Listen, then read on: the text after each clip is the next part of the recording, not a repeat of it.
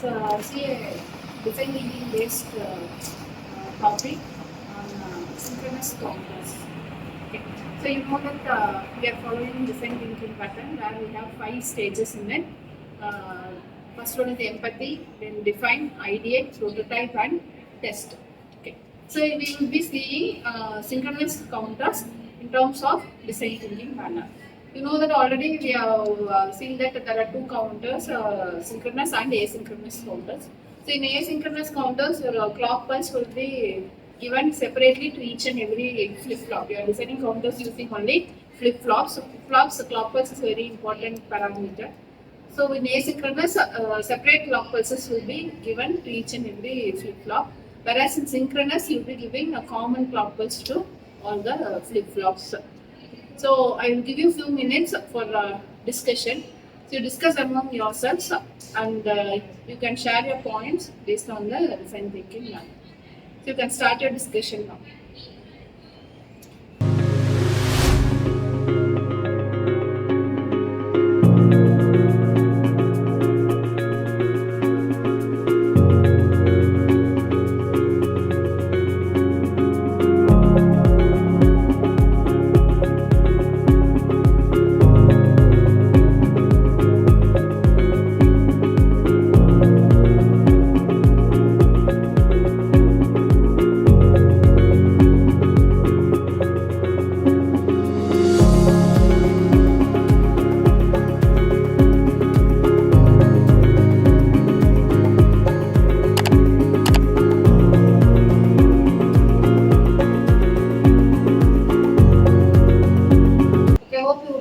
Discussed and collected the points.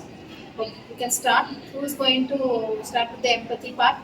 So let me talk about the empathy part. So empathizing is we have to understand and analyze the problems which are currently faced. So nowadays, engineers and students are facing problems in having reliable synchronous counters because nowadays the counters they are often facing synchronization problems. So the need is we have to ensure that we should have counters with no delaying and high speeds and also less power consumption. So the methods to overcome this is we have to do researches among this and we have to observe, we can go and observe directly from labs by students and we have to talk to some researchers.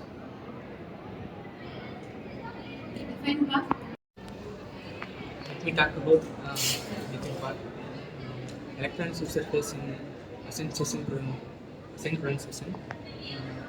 And the timing is also high-speed applications are due to the limitation for the time delay and for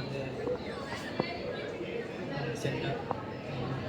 Listen problems and how might we take the synchronization.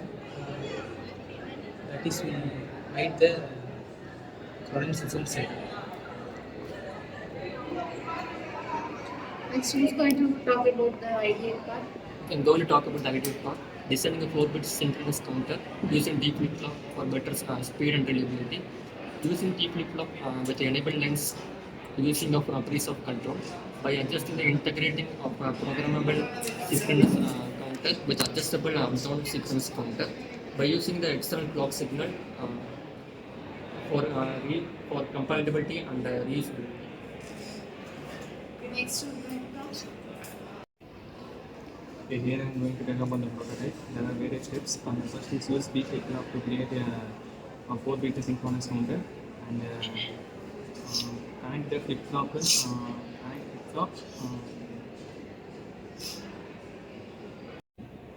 I am going to tell about the prototype and there are various steps. The first is use B flip-flop.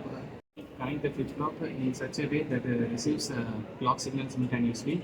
Add logical gates that enables to up-down counters and develop intermit the LEDs to display the output counters output and develop the clock signal circuit to stable clock signal. say about the test part.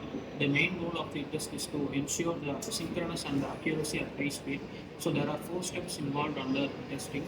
Step 1 is to test the counter under different frequencies, like for example 1 kilohertz to 10 kilohertz, etc. Step 2 involved testing verifying output for both up counting and down counting. Step 3 involved measuring power consumption under load. Step 4 is to collect data from students, engineers who use these counters in laboratories and to rectify the errors. Success meters includes correct output from down counting or up counting, and one more success meter is to get the proper work principle under different frequencies. Yes, as Nitin said, there are 2 types of counters, up counters and down counters. So in the up counter, it will be counting from 0 to the highest value. If you are using a 3-bit, it will be counting from 0 to 7. If you are using 4 bits, it will be counting from 0 to 15. Similarly, in down counters, it will be counting in the reverse manner. From 15 to 0, it will be counting. Okay. So these are the different types of counters. You can also combine both up counter and down counter together, and then you can decide a common circuit, asynchronous counter circuit for counting upwards as well as downwards. Okay, so the modification of the synchronous counter is the mod n counter, which is nothing but modulo n counter. So in this, based on the n value, your number of states will be differing. In normal synchronous counter, it will be counting all the combinations, whereas in your mod n counter, it will be counting only to the number of states that is corresponding to n. For example, if you take mod 3 counter, it will be counting only first 3 states. If you take mod 4 counter, it will be counting only mod 4 states. So there is a design procedure for designing mod n counters also. Okay. So thank you for sharing your points. Thank you very much.